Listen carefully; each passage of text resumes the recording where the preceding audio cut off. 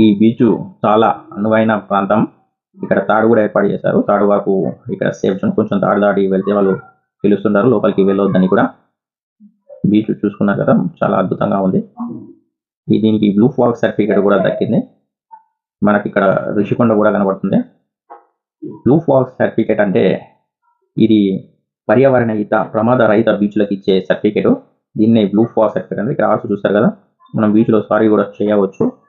చాలా బాగుంటుంది సారీ కూడా చేస్తే. మనకు కొండల మధ్య బీచ్ చాలా అద్భుతం. ఇక్కడ చూసారా, ఏదో దొరికింది, మనం చూద్దాం. ఇవి శ్రీవారి పాదముద్రలు.